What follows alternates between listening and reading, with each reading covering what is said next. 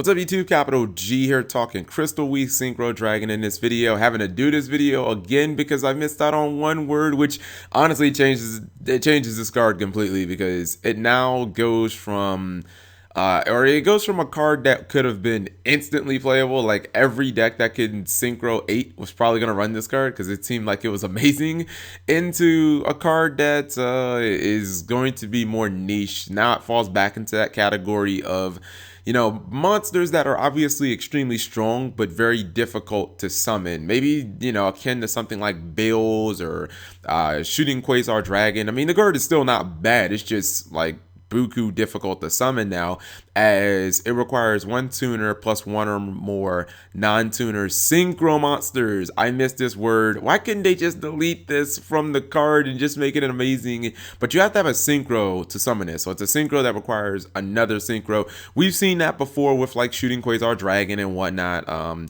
Generally, when you require a synchro to make another synchro, you have to build an entire deck. I mean, I guess inherently Yu-Go Speedroids could probably do that because a lot of their synchros are like level 6 and they're kind of that intermediate level, like 6, 5, 7, to where you could still summon like a very low tuner, maybe a 1 or a 2, and you could synchro into this. I'm assuming that's how Yu-Go summon this bitch.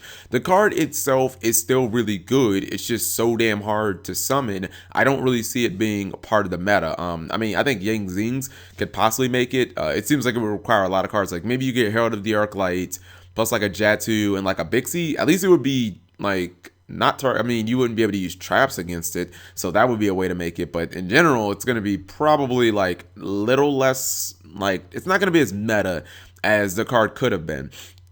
Everything else about the card stayed the same. The stat line, maybe you didn't see the first video. It's Wing, or excuse me, it's Wind. It's level 8, 3,000, 2,500 stat line. Stat line's good.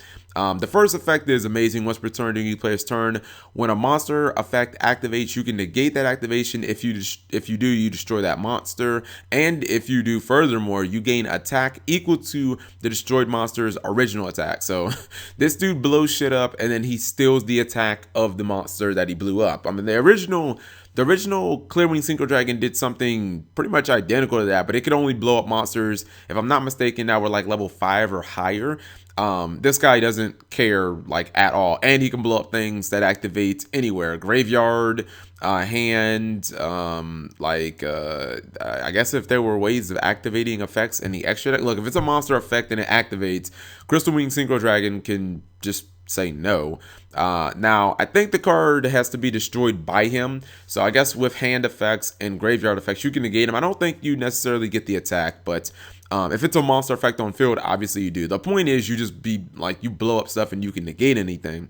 Second effect is, during damage calculation, when this card battles a level 5 or higher monster, you get the attack of the current attack of the monster during damage calculation only. So I mean, he has a built-in honest against anything that's level 5 or higher. That kind of makes this guy a synchro killer and a fusion killer.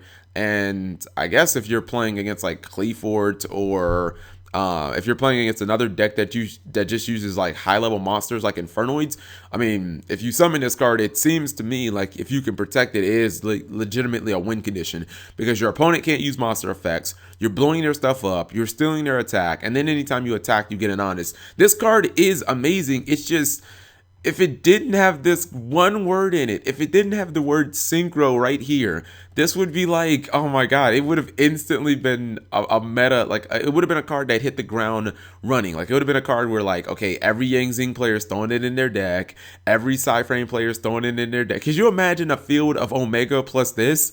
Like that shit would be unkillable. Unless you had, even if you had Regeki, you wouldn't kill the Omega. Like it would have been so good. But I guess Konami thought the card would have been overpowered. I think the card would have been fine even if it didn't require a synchro. It just would have been like, you would have had to, we would have had to go to a format where you probably start moving towards more battle traps, because battle traps can kill Omega, battle traps can kill pretty much all the new age synchros, but all these new age synchros, Red Scarlight, Archfiend, Cyframe Omega, like they're all really good. So, you know, I was looking forward to a format where maybe we see a little more synchro play than XC play. That's probably crazy and that's probably wishful thinking, but this card could have helped facilitate that. So as it stands, I don't really think this card will be super meta worthy unless you're playing like Speedroids or Yang Zings. I mean, maybe there are some other good decks that can pump this guy out. You guys let me know. But you don't usually see synchro, like you usually don't see 2 or more synchro summons in a turn unless you're playing like you know, some type of like junk deck, you know what I mean, with like Junk Warrior and Quick Draw and stuff like that. So card is still good, but now it's just more or less like one of the cover cards that are hard to summon, like we're kind of used to seeing. So sorry about the mistake, guys. Thank you guys for watching as always.